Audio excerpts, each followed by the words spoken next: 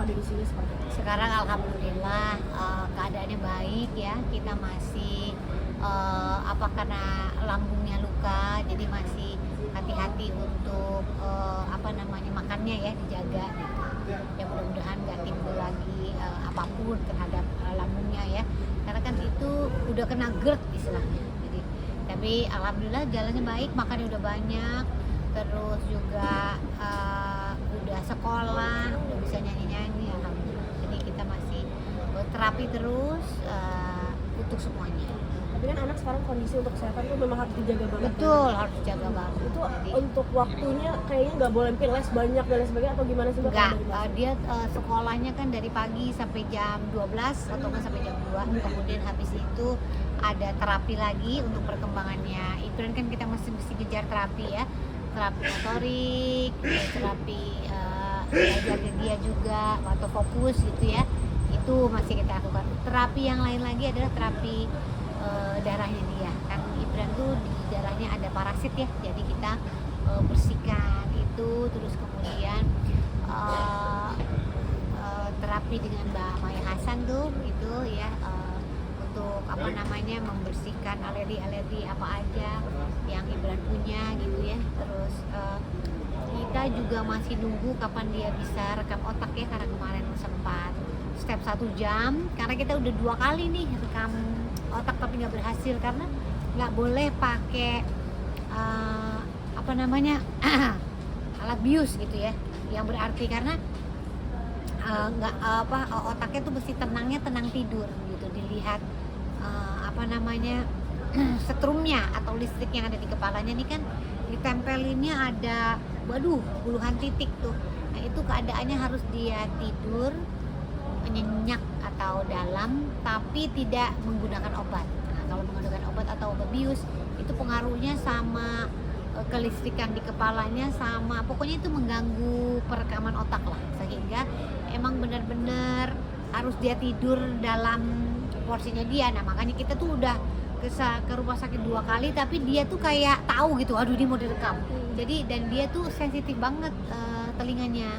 Jadi dia keterbatasan mata tapi sensitif telinga. Jadi ini sedikit terus iya. Jadi dia rekam sedikit terus dia dia bangun. Udah ketempel 10, lepas lagi gitu. Jadi sehingga itu yang bikin dia masih tergantung sama obat step. Jadi obat stepnya masih terus diminum karena dia belum merekam kepalanya gitu. Nah kalau udah rekam kepala, kalau tidak ada apa-apa baru dia bisa lepas tuh obat stepnya. Jadi Mbak Sri sendiri menjadi lebih ketat gak untuk anak melakukan aktivitas akhirnya untuk kayak gak boleh ini, gak boleh, lebih ke menjaga banget? Enggak sih, yang penting kita obat stepnya yang kalau terjadi apa-apa kita bawa terus kemana-mana supaya mudah-mudahan nggak terjadi apa-apa gitu ya, karena itu kan dimasukkannya ke dalam ke dalam belakang gitu ya tapi alhamdulillah nggak ada apa-apa selama dari kejadian kemarin, nggak ada step apapun dan dia alhamdulillah makin sehat gitu. Cuma memang kita keluar kota mungkin belum gitu ya, kemana-mana yang jauh-jauh mungkin belum, paling jauh baru ke Bandung gitu. Jadi ya itu sih gitu, naik pesawat juga masih belum berani itu tadi ya, karena ada gravitasi itu tadi ya gitu. Jadi ya itu lagi yang diantisipasi. Jadi jalan-jalannya masih di Jakarta aja. Tapi Mbak Sri sendiri menjadi seorang ibu, banyak orang tua mungkin yang obsesi anak harus sembuh, harus bisa ini dan sebagainya. Kalau Mbak Sri sendiri melihatnya menjadi orang tua seperti apa? Iya, anak pokoknya harus tadi sembuh ya, harus perkembangannya baik gitu. Jadi makanya Astri sama suami mensupport Ibran betul-betul supaya dia bisa mandiri dalam pendidikannya, mandiri juga di kesehatannya, istilahnya nggak perlu tergantung obat lagi gitu kan, itu yang kita inginkan gitu. Jadi itu yang masih kita usahakan sampai sekarang gitu ya, supaya Ibran bisa bebas dari obat-obat gitu, terus juga perjalanan sekolahnya juga baik, bisa mandiri di sekolah gitu, itu yang paling penting. Karena kan kita kan belum tahu sampai kapan ayah ibunya, jadi nanti kalau kita nggak ada, Ibran bisa solve problem sendiri, bisa sehat. Tapi katanya punya ngerasa kayak ini orang tua aku lagi fokus sama adik, jadi kadang suka agak cemburu ke maminya gitu. Pernah nggak sih ada titik itu kayak? Enggak. Jadi anak-anakku udah tahu tuh ya, yang besar tahu yang kecil, yang paling kecil juga tahu, oh ini kakak lagi sakit, mami kakak ke dokter ya, iya Ibra di rumah ya, yang paling kecil dia tahu dia. Tapi gimana cara akhirnya membuat anak tuh saling caring gitu Mbak?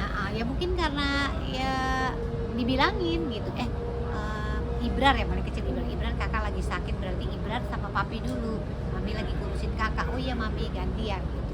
Nanti kalau kakaknya udah diurusin sama mami, oh kakak tadi kan udah ya, udah minum obatnya, udah ini, sekarang mami mau main sama adek gitu, jadi gantian.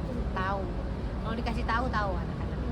Mbak meminta tips yang kemarin dulu pernah kena kasus penipuan. Oh iya, itu gimana sih Mbak? Nah memang di dunia maya ini begitu banyak dan digital ya, dunia digital ini ya itu tadi ya, hati-hati sama penggunaan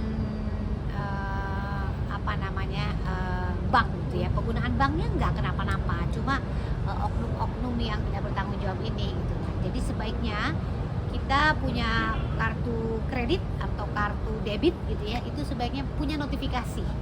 Nah jadi ketika kita bertransaksi, ting gitu bunyi, oh ini ada pengambilan uang, ting, oh ada uang masuk, jadi ada notifikasi. Yang tidak Astriwelas lakukan adalah tidak mendaftarkan di handphone notifikasi. Jagoan banget ya gitu, jadi kayaknya masih semua aman gitu, karena saya memang ada tekanan eksekutifnya gitu, yang maksudnya memberitahu ada Mbak ini ada ini gitu ya. Nah tapi karena ini diambilnya tuh kecil-kecil dan jadi dianggap biasa, tapi ternyata mencurigakannya adalah ternyata diambilnya di Cina, diambilnya ternyata di Hong Kong. Transaksinya nggak mungkin 1 detik di Hong Kong, 2 detik kemudian ada di mana, memang saya jin gitu ya, bisa muncul di mana aja kan gitu. Jadi itu tuh yang gitu-gitu, kalau saya punya notifikasi di handphone kan semuanya terlaporkan. Nah jadi sebaiknya semua harus punya notifikasi itu tadi, tidak juga memberikan kode-kode yang sangat rahasia kan di bank ya, nomor-nomor kartu belakang, 3 nomor kartu belakang gitu-gitu deh pokoknya. Nah termasuk juga klik-klik yang nggak penting ya, kayak seperti ini undangan diklik ya gitu. Malah ada yang pernah begini, Asri ini temen lama lo, ini gue nemuin foto lo nih waktu SMA, lo buka deh, klik deh, lucu banget lo di situ gitu ya. Nah nomornya saya nggak kenal, apa dia ada lagi nih, penipuan apa lagi nih gitu. Akhirnya nggak aku klik juga, dan yang nama itu siapa, nama itu aku yang kenal, aku telepon orangnya, lo telepon gue ya, kenapa Sri, nggak, belum ngirim foto, enggak, oh bukan berarti. Jadi saya blok itu nomor teleponnya, apapun deh gitu. Tapi sekarang masih banyak yang suka untuk nyoba, mungkin melihat gelagat-gelagat kayak dulu masih Mbak, akhirnya yang kredit dan debitnya itu digunakan lagi, atau memang sudah yang dulu diinin aja? Enggak, maksudnya banknya ya sudah di blok lah ya, semuanya sudah dikembalikan semuanya, pokoknya banknya bertanggung jawab. Jadi sekarang udah pakai ini bank Sudah punya notifikasi udah, jadi ya udah aman. terakhir Mbak, trauma nggak akhirnya untuk kayak menaruhkan uang sebanyak itu mungkin di bank dan tanpa ada notifikasi kayak gitu, jadi trauma nggak sendiri? Enggak. Sebenarnya aku juga yang salah karena aku nggak punya notifikasi. Jadi sebaiknya kita emang kalau punya apa itu tadi ya, bank atau account dimanapun itu tadi, debit atau kredit, jangan memberikan kode-kode di belakang kartu ya, ataupun itu tadi punya notifikasi deh, sehingga keambil uangnya atau masuk uang kita ada notifikasinya. Terakhir nih, sebagai keturunan Ningrati, ada pressure tersendiri nggak sih? Ada apa? Pressure tersendiri, misalkan harus menjaga apa gitu. Oh iya. Nah sebenarnya dari keturunan apapun kita sebenarnya yang paling penting adalah apa yang bisa kita lakukan di dalam pekerjaan kita sama sekitar kita, gitu aja sih. Jadi pressure apapun aku alhamdulillah gak ada, karena aku berusaha jadi diri sendiri aja dan berkarya di bidang yang aku kuasai, gitu aja. Jadi gak muluk-muluk aku menjadi harus jadi pejabat gitu, atau aku harus jadi apa gitu ya, enggak. Jadi aku bisanya menari, aku mencoba menari terus sampai sekarang. Aku bisanya berakting, aku coba berakting terus, atau menjadi apapun aku kuasai, gitu aja. Jadi aku rasa mau keturunan siapapun kita, yang penting apa yang bisa kita lakukan terbaik untuk pekerjaan. Hal besarnya adalah apa yang bisa kita berbuat untuk lingkungan sekitar.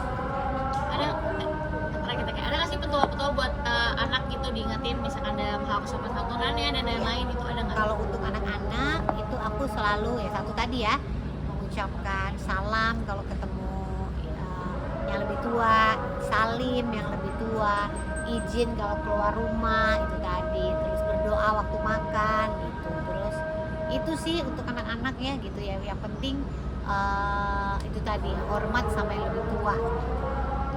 Makasih. Thank you ya. Sama.